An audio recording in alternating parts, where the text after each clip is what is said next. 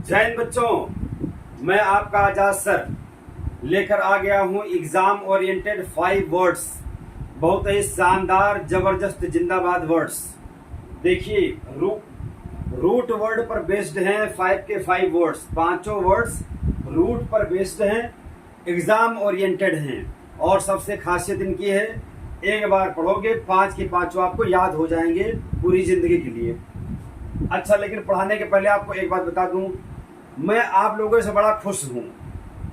आप लोगों का कोऑपरेशन, जो आप लोग वीडियो को लाइक कर रहे हो और कमेंट कर रहे हो, उससे मुझे इतनी खुशी मिल रही है कि अब मैंने पूरा कसम खा लिया है कि अब बस आप ही के लिए जीना है, आप ही के लिए मरना है। तो चलिए, खैर आपका कोऑपरेशन मुझे बहुत अच्छा लगा। स्टार्ट करते हैं हम। टाइम ज़्यादा आपका नहीं लेंगे, ज़्यादा टाइम वेस्ट नहीं करेंगे, केवल हम काम की बातें करेंगे। यहाँ पर एक रूट वर्ड है आपका पैथी। पैथी का मतलब होता है, इंग्लिश में अगर देखें तो पैथी की इंग्लिश होती है फीलिंग। किसी की भावनाओं को, मतलब भावना कह सकते हो या एहसास कह सकते हो, एहसास। पैथी मतलब फीलिंग या एहसास। अब इससे रिलेटेड 5 वर्ड्स हैं, 5 वर्ड हैं, पांचों में पैथी वर्ड का यूज किया गया है एज रूट वर्ड। चलिए देखते हैं भाई। जैसे यहाँ पर लिखा है आपका पैथी और पहले आ गया ए, यानी ए पैथी आ गया। तो ध्यान दीजिएगा, ए मतलब होता है कि नॉट। ए मतलब क्या होता है?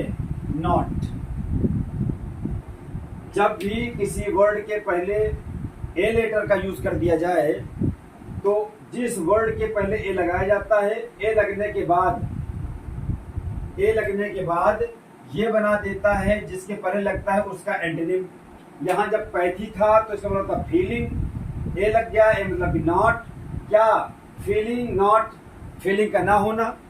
और जब फीलिंग नहीं है तो इसका मतलब क्या है? आदमी उदासीन टाइप का है, उसको ना कोई खुशी का एहसास, ना कोई दुख का एहसास, मतलब उसके अंदर उदासीनता।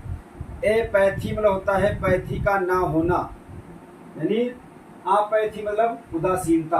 अब यहाँ पर एग्जामिनेशन में कई बार पूछा गया कि भाई एपैथी का सिनोनिम क्या होगा। तो एपैथी का सिनोनिम मैं आपको बता दे रहा हूँ, इनडिफरेंस और स्टोइसिज्म। दो हैं आपके इसके बहुत अच्छे शानदार सिनोनिम हैं इसके एपैथी के।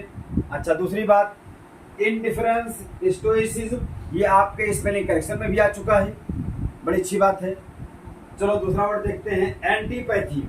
जैसे बोलते हैं भैया ये एंटी पार्टी, किसी के विपरीत।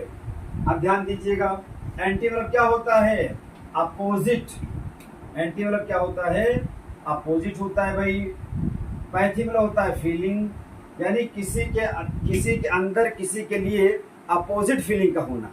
जैसे मेरे अंदर किसी के लिए फीलिंग हो, लेकिन क्या हो? एंटी हो, अपोजिट फीलिंग हो। इसका मतलब क्या हो गया भैया? यानी मेरे अंदर किसी के लिए वैमनस्यता का भाव हो, द्वेष या ईर्ष्या का भाव हो, जिसको हम बोलते हैं भैया एंटी पैथी का होना। पैथी तो हो लेकिन वो एंटी हो किसी के लिए, यानी वैमनस्यता, द्वेष। अब इसके लिए इंग्लिश में अगर एंटी पैथी का पूछ ले सिनोनिम क्या होता है भाई, तो एंटी पैथी का एक बहुत शानदार सिनोनिम होता है एवर्जन। अरे होने का तो भाई आपका हैट्रेड भी होता है, घृणा, हेट भी होता है, आपका बहुत सारे वर्ड्स हैं, लेकिन एवर्जन बहुत शानदार वर्ड है एंटीपैथी के सिनोनिम के लिए।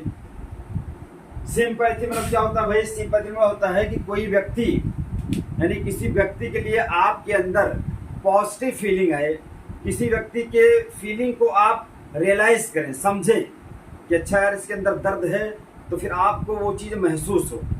तो सिंपैथी मतलब, सिंपैथी में समान, एक ही जैसा फीलिंग, जैसे सामने वाले के अंदर फीलिंग है, उस फीलिंग को महसूस करना, सेम वैसे ही।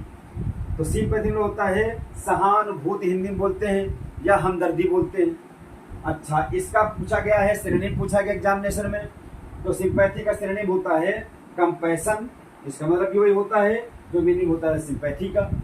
अच्छा, अगर आदमी के अंदर, मान लीजिए कभी कभी क्या होता है, किसी आदमी को किसी दूसरे व्यक्ति से बहुत ज़्यादा लगाव होता है, तो जिससे लगाव होता है, अगर उसको कोई तकलीफ हुई तो आदमी को तकलीफ तो उसको होती है, लेकिन इसको दर्द इसको ज़्यादा होता नहीं, कि बहुत ज़्यादा ऐसे उसकी फीलिंग को रियलाइज करना कि जितना उसको दर्द है उससे भी ज़्यादा रियलाइज करना। तो एम्पैथी का मतलब होता है बहुत गहरी सिंपैथी, यानी कि इंटेंस कंपैशन, क्या एक गहरी सहानुभूति। तो देखा जाए तो सिंपैथी एम्पैथी थोड़ा बहुत ये मिलते जुलते वर्ड्स हैं, एक दूसरे के सिनोनिम के रूप में भी कभी कभी यूज किए जाते हैं, लेकिन ये थोड़ा सा क्या होता है, ये गहरी सहानुभूति मतलब थोड़ा ज्यादा सहानुभूति, और ये सहानुभूति।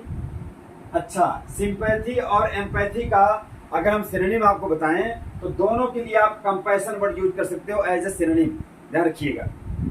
लास्ट वर्ड भैया टेलीपैथी। देखो टेली का मतलब क्या होता है, टेलीविजन आपने सुना होगा, टेली मतलब होता है दूर, विजन मतलब होता है देखना, किसी चीज को दूर से देखना। तो ध्यान दीजिएगा, टेली का मतलब होता है क्या, दूर। पैथी मतलब क्या होता है भैया, फीलिंग, मतलब दूरानुभूति। इंग्लिश में बोले तो भैया ability to know others thought. कोई व्यक्ति आपके सामने खड़ा है, थोड़ा आपसे दूर है, लेकिन उसकी भावनाओं को आप, उसकी फीलिंग को आप समझ जाएं। किसी दूर, आपसे थोड़ा दूर पर खड़े हुए व्यक्ति की फीलिंग को समझ जाना, दैट इज कॉल्ड टेलीपैथी। तो ये 5 वर्ड्स हैं जो कि रूट वर्ड पैथी पर बेस्ड हैं। पैथी में ए लगा दिया गया, ए का मतलब नाट होता है, तो ए पैथी मतलब हो गया कि फीलिंग का ना होना, मतलब उदासीनता। इसका सिनोनिम हो जाएगा इंडिफरेंस, स्टोइसिज्म।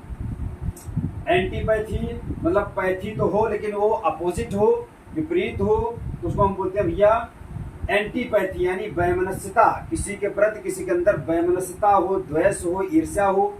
इसके लिए एक गुड वर्ड आपका सिनोनिम के रूप में आया है एवर्जन, घृणा। सिंपैथी और एम्पैथी, सिंपैथी मतलब किसी के फीलिंग को एकदम वैसे ही महसूस करना, यानी जिसको हम हिंदी बोलते हैं सहानुभूति, किसी के लिए बहुत ज़्यादा वो होना, हमदर्दी होना, सहानुभूति होना।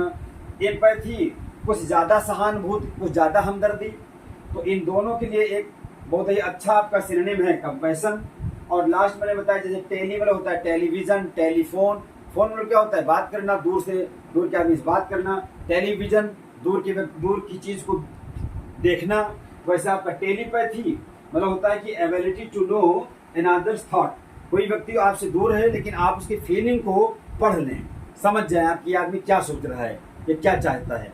तो आपके 5 वर्ड हैं जो कि बहुत ही एग्जाम ओरिएंटेड हैं, और मुझे पूरी उम्मीद है कि आप अगर इसको एक बार बढ़िया से पढ़ेंगे तो 100% आपको पूरी ज़िंदगी के लिए याद हो जाएंगे, और ये एग्जाम में भी मिलेंगे आपको। डेली आपको ज़िंदगी में यूज भी करने हैं ये सारे वर्ड्स, बड़े एप्लीकेबल, बहुत ही फॉर्मल वर्ड्स हैं। तो चलिए ये 5 वर्ड्स लेकर मैं आज आया था।